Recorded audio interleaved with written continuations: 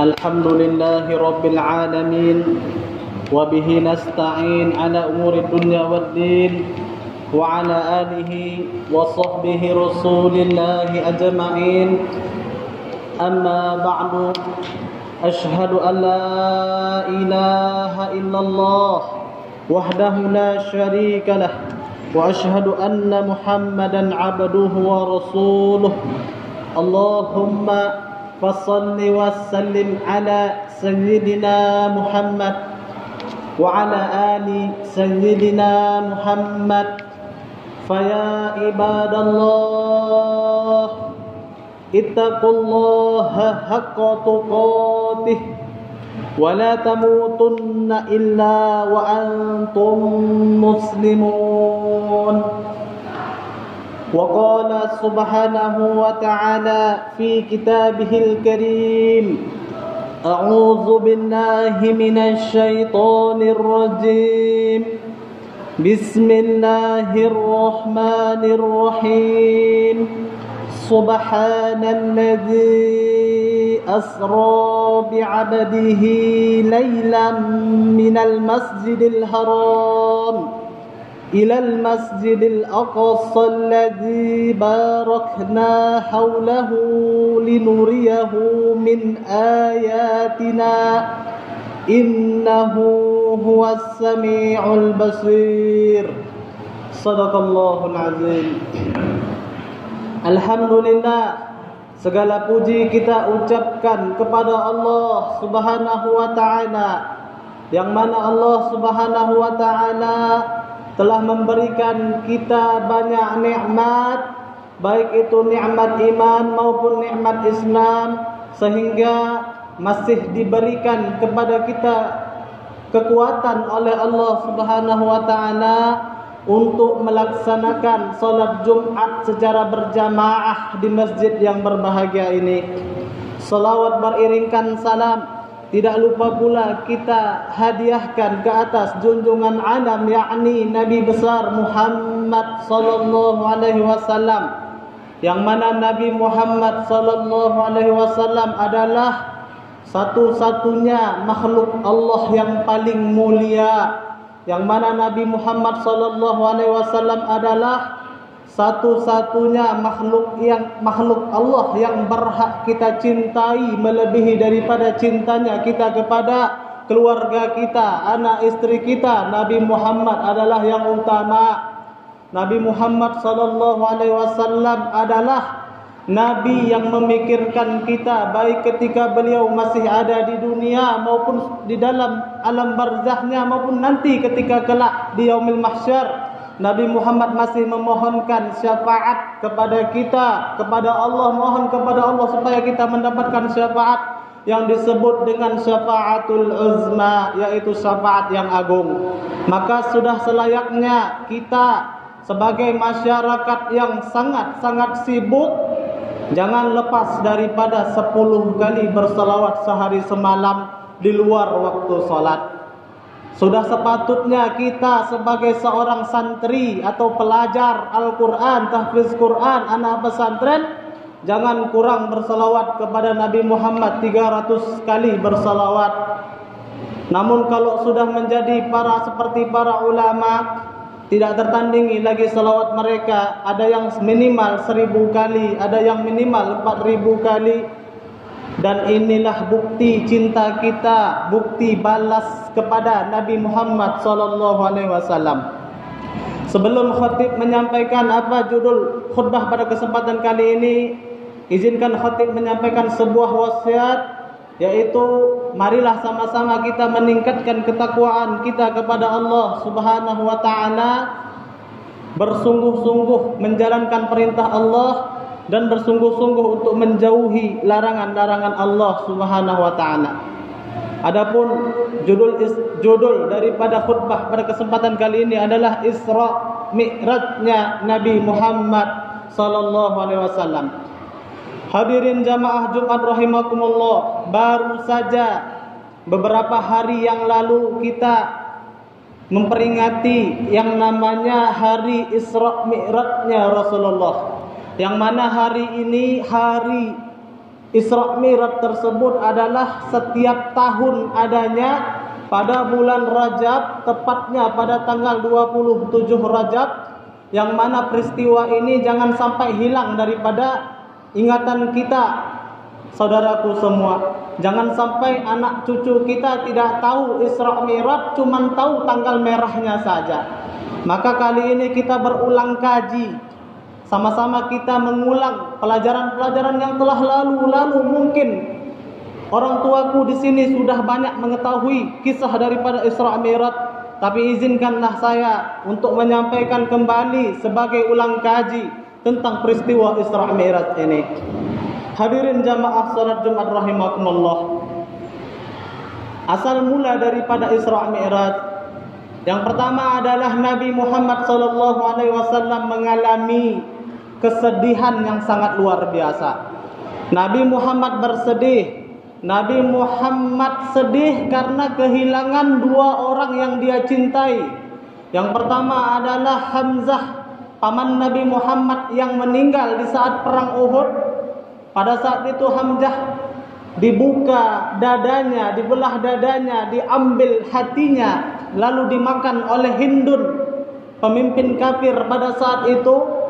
Namun dengan izin Allah, ketika dimakan hati Hamzah, namun hati Hamzah berubah menjadi sekeras batu, sehingga ia lemparkan hati tersebut. Inilah yang menyebabkan Rasulullah sangat sedih, karena pamannya sudah meninggal di dalam perang Uhud, dan meninggalnya sangat tragis. Hatinya tidak ada di tempatnya, tidak ada di dadanya. Kemudian Rasulullah kehilangan yang namanya Sayyidatina Khadijah, istri Nabi Muhammad sallallahu alaihi wasallam, wanita yang pertama sekali masuk Islam, yaitu Khadijah, yang berani mengatakan kepada Rasulullah, "Ya Rasulullah, kalaulah engkau ingin menyeberang ke suatu jembatan yang putus, sementara di sana ada umat yang membutuhkan ilmu agama, maka engkau jadikan jasadku sebagai jembatannya, engkau lewat di atasku, tidak apa-apa." Maka inilah yang membuat Rasulullah sangat mencintai Sayyidatina Khadijah, dan tidak terlupakan jasa-jasa Khadijah dalam perjuangan awal-awal Islam.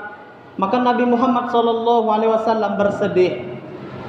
Ketika di dalam sedihnya Nabi Muhammad SAW, kemudian diutuslah Jibril alaihissalam oleh Allah Subhanahu wa taala untuk menjumpai Nabi, yang ketika itu Nabi Muhammad SAW sedang melaksanakan salat malam.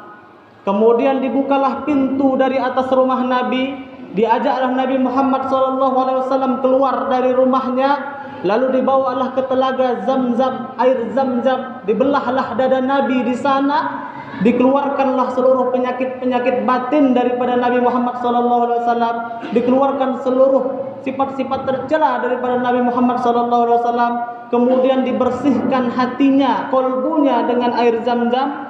Kemudian diajaklah Nabi Muhammad SAW berjalan-jalan untuk melihat keagungan, kebesaran Allah Subhanahu wa taala yang namanya adalah Isra. Isra artinya diperjalankannya Nabi Muhammad dari Masjidil Haram Makkah ke Masjidil Aqsa Palestina. Pada saat itu Nabi Muhammad SAW mengendarai yang namanya buraq. Buraq itu adalah, kalau dijelaskan di dalam kitab Multaqal Anbiya, disebutkan di sana, ada hadisnya bahwasanya buraq tersebut adalah lebih besar daripada keledai, namun lebih kecil daripada kuda. Kemudian buraq tersebut berasal dari kalimat barkun, yang artinya adalah petir atau kilat. Makanya disebut buraq karena kecepatannya melebihi daripada kecepatan kilat. Apa yang dilihatnya maka dia sampai kepada penglihatan tersebut. Apa yang dia lihat maka dia sampai ke tempat itu. Kemudian Rasulullah diajak berjalan-jalan dari Masjidil Haram Makkah kepada Masjidil Aqsa Palestina. Di tengah perjalanan Nabi Muhammad SAW melihat banyak kejadian-kejadian yang aneh. Di antaranya Nabi Muhammad SAW melihat ada kuburan yang wanginya luar biasa. Kuburan yang wanginya, harumnya luar biasa. Maka Nabi Muhammad mengatakan, siapa ini ya Jibril? Ini adalah kuburan Masyitah, yaitu wanita yang bekerja dengan Fir'aun, menjadi pembantu Fir'aun. Dia adalah wanita yang bertauhid, wanita yang mengimankan Allah Subhanahu wa taala, namun kerja di tempat orang yang kafir. Kemudian pada saat ia menyisiri rambut anak Fir'aun, jatuhlah sisirnya, kemudian Masyitah mengucapkan bismillah. Lalu dibawalah Masyitah ini ke hadapan ayahnya Fir'aun. Kemudian anak Fir'aun mengatakan, "Anta'buda rabba bi ghairi abi?" Apakah kamu menyembah selain daripada ayahku? Kata Masyitah, "Rabbi wa rabbak Allah." Sesungguhnya Tuhanku dan Tuhanmu adalah Allah. Maka Masyitah pun dihukum oleh Fir'aun, dimasukkan ke dalam kuali, yang dimana kuali tersebut berisi minyak yang sangat panas. Lalu kemudian anak bayinya Masyitah yang masih bayi pun diceburkan ke dalam kuali. Masyitah menangis-nangis karena tak tega anak bayinya masuk ke dalam belanga atau kuali tersebut. Namun Allah Subhanahu wa taala memberikan keajaiban kepada anaknya, sehingga anaknya mengucapkan, "Ya ummah, jangan takut wahai emakku, wahai ibuku, jangan takut, masuk saja ke dalam kuali ini, tidak apa-apa. Siksanya kita di dunia ini tidak sebanding siksanya kelak di akhirat." Itulah yang meyakinkan Masyitah sehingga masuklah ke dalam belanga atau kuali tersebut. Namun Masyitah meminta kepada Fir'aun, "Kumpulkanlah tulang-tulang kami, kumpulkanlah di suatu tempat, kuburkanlah kami." Dan kuburan itulah yang dilihat Rasulullah sallallahu alaihi wasallam, menjadi kuburan yang sangat wangi pada masa Isra-nya Nabi Muhammad sallallahu alaihi wasallam. Kisah Masyitah adalah kisah penguatan kepada kita tentang tauhid. Kita boleh bekerja dengan orang kafir, tapi jangan sampai akidah kita rusak hanya gara-gara pekerjaan kita. Namun balasan Allah kelak di akhirat jauh lebih baik daripada balasan-balasan yang ada di dunia ini. Kemudian kalaulah seandainya leher kita ditebaskan pedang, lalu kemudian dikasih pilihan murtad atau tetap menyembah Allah, namun dengan konsekuensinya pedang ini akan tertebas ke leher kita, apakah kita siap mengatakan seperti apa yang dikatakan oleh Masyitah? Kita tidak minta negeri kita Indonesia ini menjadi seperti itu, peperangan seperti Palestina, kita tidak minta. Tapi kalaulah itu terjadi, apakah kita siap? Apakah kita siap untuk menegakkan kalimat tauhid, rela diapakan pun, disiksa oleh apapun daripada makhluk Allah? Yang penting mendapat ridha Allah Subhanahu wa taala. Kemudian Nabi Muhammad di dalam Isra-nya juga melihat orang yang pecah kepalanya. Ditanya kepada Jibril, ini adalah orang-orang yang meninggalkan salat ketika di dunia. Maka dari peristiwa itu kita mari sama-sama melatih salat kita bersungguh-sungguh, memulai pelan-pelan untuk memenuhi seluruh salat kita bagi yang banyak ketinggalan, dan beristiqomah bagi yang sudah melaksanakan salat tepat 5 waktu. Kemudian Nabi Muhammad SAW juga melihat orang yang memakan daging busuk namun membiarkan daging yang empuk. Dilihat oleh Nabi Muhammad SAW, dikatakan oleh Jibril, ini adalah orang-orang pezina. Dia memiliki istri yang sah, dia memiliki suami yang sah, tapi dia melirik yang lain, sehingga itu diibaratkan dengan hal-hal yang busuk, daging-daging busuk. Kemudian ada juga yang mencakar-cakar dadanya, yang mencakar-cakar wajahnya dengan kuku yang terbuat daripada tembaga. Berdarah-darah wajahnya, berdarah-darah dadanya. Kemudian ditanya oleh Rasulullah, dijelaskan oleh Jibril, ini adalah orang yang suka ghibah, orang yang suka menceritakan aib-aib orang lain, pahalanya hilang dosa orang sama dia. Maka kata Abah Guru Segopul, salah satu ulama kita, kalaulah tidak sanggup lisan kita ini untuk mencela orang lain dan di luar daripada waktu sholat, tidak sanggup juga melaksanakan ketaatan kepada Allah dengan berzikir, maka lebih baik tidur, dan itu merupakan ibadah. Dan apabila kita juga tidak sanggup untuk menceritakan aib orang, jangan ceritakan aib orang yang di luar daripada pintu rumah kamu, kata Abah Guru Segopul. Kenapa? Karena berpindah pahalanya untuk orang lain. Kalaulah aib keluarga kamu yang kamu ceritakan, pahalanya ya sama kamu, dosanya sama kamu, pahalanya sama keluarga kamu yang kamu ceritakan. Namun ini hanyalah nasihat daripada ulama-ulama kita, bahwa sesungguhnya adalah ghibah itu adalah dosa yang tidak boleh kita lakukan sama sekali. Hadirin jamaah Jumat rahimakumullah, sampainya Nabi Muhammad SAW di Palestina, yaitu Masjidil Aqsa. Di sana sudah ada 124.000 nabi dan rasul berkumpul di Masjidil Aqsa Palestina untuk melaksanakan sholat berjamaah dipimpin oleh Nabi Muhammad SAW. Jumlah nabi dan rasul 124.000, yang wajib diimani adalah 25 Nabi Muhammad SAW. Kemudian disisihkan lagi menjadi nabi yang paling sabar, yaitu Nabi Ulul Azmi, menjadi 5 nabi. Kemudian terpilih lagi menjadi nabi yang paling mulia, yaitu Nabi Muhammad SAW. Dan dalilnya sebagai buktinya adalah Nabi Muhammad memimpin imam para nabi keseluruhannya. Nabi-nabi yang baik yang masih hidup seperti Nabi Khidir ataupun nabi yang sudah meninggal dibangkitkan oleh Allah pada malam Isra-Nya Nabi Muhammad SAW untuk beribadah kepada Allah. Selesai Nabi Muhammad daripada perjalanan Isra-Nya, subhanallazi asra bi'abdihi lailan minal masjidil haram ilal masjidil aqsa. Maha suci Allah yang memperjalankan seorang hamba, yaitu Nabi Muhammad SAW, pada malam hari dari Masjidil Haram Makkah ke ilal Masjidil Aqsa, ke Masjidil Aqsa, yaitu Palestina. Allazi barakna haulahu, yang kami berkahi sekelilingnya. Firman Allah, linuriyahu min ayatina, untuk memperlihatkan kepada Nabi Muhammad SAW tanda-tanda kebesaran kami. Kemudian Nabi Muhammad SAW berbubarnya jamaah para nabi. Kemudian Nabi Muhammad mi'raj ke langit. Sampailah Nabi Muhammad ke langit pertama, diketuk pintu, ditanya sama penjaga langitnya, yaitu Nabi Adam alaihissalam di langit pertama. Dia menanyakan, man anta? Jibril alaihissalam. Siapa kamu? Jibril. Ma'aman anta? Sama siapa kamu? Ma'an Nabi Muhammad. Sama Nabi Muhammad SAW. Sudahkah diperintahkan untuk mi'raj? Sudah. Maka naiklah, silahkan masuk, kata Nabi Adam alaihissalam. Didoakan Nabi Muhammad di sana.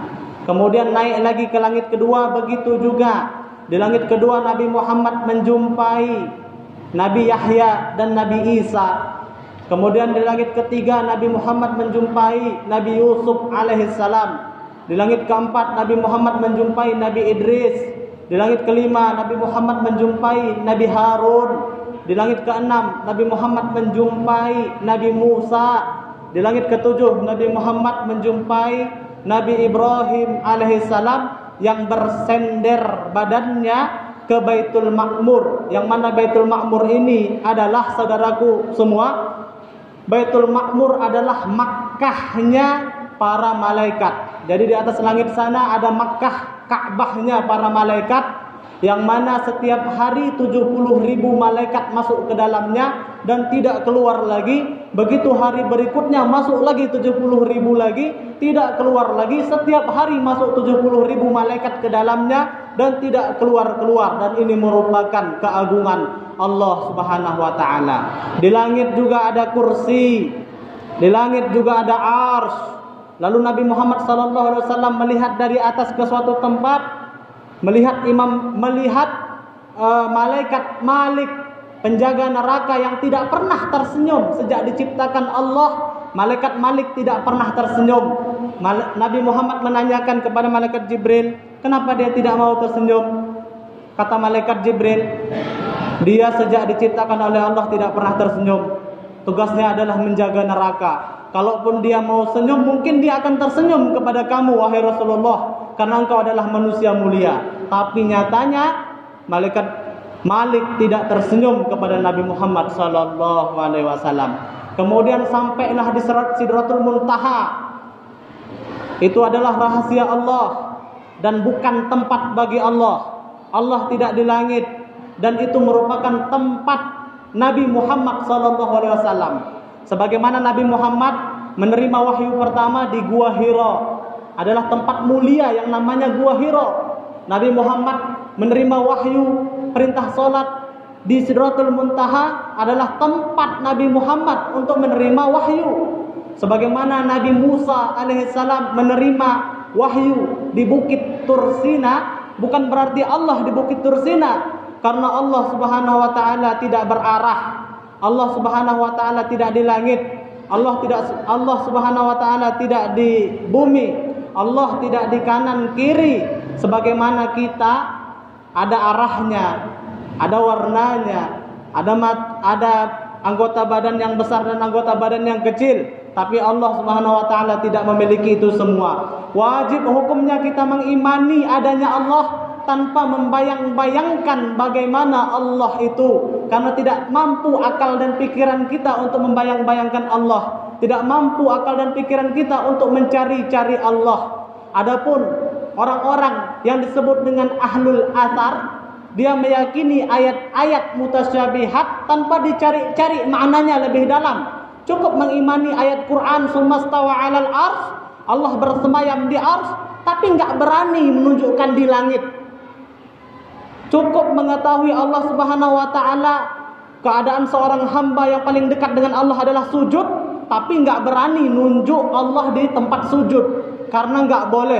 Jadi cukup diimani Allah adanya, namun tidak boleh dibayang-bayangkan Allah itu seperti apa. Maka kalimat-kalimat rumah Allah, maka hati-hati jangan sampai membayangkan Allah ada di masjid. Maka kalimat-kalimat tangan Allah, jangan sampai membayang-bayangkan Allah memiliki tangan. Lebih baik diganti kalimatnya dengan kalimat kuasa Allah, rumah ibadah, menyembah Allah. Dan ini menjadi lebih aman. Allah tidak di langit, Allah tidak di mana-mana, Allah tidak di bumi, Allah tidak bertempat. Qala Ali radhiyallahu anhu, Ali bin Abi Thalib mengatakan, khalaqallahul ars, khalaqallahul ars izharan liqudratihi wa lam yatakhidhu makanan lidzatihi. Allah menciptakan ars untuk menunjukkan kuasanya Allah, bukan sebagai tempat bagi Allah. Nabi Muhammad juga bersabda, kana Allah wa lam yakun syai'un khairu. Allah sudah ada sebelum yang lainnya ada. Langit belum ada, bumi belum ada. Allah sudah ada dan Allah tetap pada zatnya, tidak berubah-ubah. Karena yang berubah-ubah adalah makhluk Allah. Dari anak-anak berubah jadi remaja, dari remaja berubah jadi orang dewasa, dari orang dewasa berubah menjadi orang tua. Tumbuhan juga demikian. Maka alangkah tercelanya lah kalau membayang-bayangkan Allah. Alangkah tercelanya lah kalau mengatakan Allah itu sama seperti makhluknya. Na'udzubillah, summa na'udzubillah. Jadi kita hilangkan seluruh penisbatan-penisbatan kepada makhluk. Cukup kita imani adanya Allah dan tanpa perlu mencari-cari bagaimana Allah itu. Singkat cerita daripada mi'rajnya Nabi Muhammad SAW, bolak-balik Nabi Muhammad naik ke Sidratul Muntaha, turun ke langit ke-6, membawa perintah salat 50 waktu sehari semalam. Namun kata Nabi Musa, umatmu enggak akan mampu. Sebab umatku saja yang sujudnya lama, sampai-sampai batu itu berbekas, enggak mampu menjalankan perintah yang sangat banyak. Lalu Nabi Muhammad bolak-balik, akhirnya menjadi perintah salat 5 waktu. Dan Nabi Muhammad malu rasanya kalau memohon kepada Allah, memohon terus kepada Allah, untuk dikurangi lagi daripada sholat 5 waktu ini. Inilah peristiwa Isra dan Mi'raj. Maka hikmahnya adalah daripada peristiwa Isra Mi'raj ini, yang pertama, kisah ini jangan sampai hilang daripada generasi kita. Jangan sampai ketika ditanya tanggal 27 Rajab itu peristiwa apa? Oh, tanggal 27 Rajab itu tanggal merah katanya, hari libur. Ini bahaya sekali. Yang kedua adalah supaya kita tahu bahwasanya pentingnya waktu sholat, pentingnya menjalankan sholat. Karena siksanya yang digambarkan dalam peristiwa Isra tersebut pecah kepala kita kalau kita meninggalkan sholat. Mudah-mudahan kita terhindar daripada hal tersebut. Kemudian bahaya-bahaya dosa-dosa yang lain seperti zina. Kemudian bahaya dosa yang lain seperti ghibah, menceritakan aib orang lain. Lalu kemudian kalimat subhanalladzi di dalam ayat tersebut juga merupakan kalimat penyucian, maha suci Allah daripada sifat makhluk. Bahwasanya Allah Subhanahu wa taala tidak di langit dan Allah tidak bertempat, karena bertempat itu adalah manusia, yang bertempat itu adalah makhluknya Allah Subhanahu wa taala. Mungkin sampai di sinilah khutbah pada kesempatan kali ini. Segala kebenaran apabila ada mudah-mudahan bermanfaat kepada kita semua, dan apabila ada kesalahan mohon kiranya dimaafkan. Mohon ampun kepada Allah Subhanahu wa taala. Mohon maaf kepada hadirin jamaah salat Jumat rahimakumullah, dan minta izin kepada guru-guruku sekalian. Barakallahu li wa lakum fil Qur'anil Karim wa nafa'ani bima fihi minal ayati wa dzikril hakim wa taqabbala minni wa minkum tilawatahu innahu wal ghafurur rahim.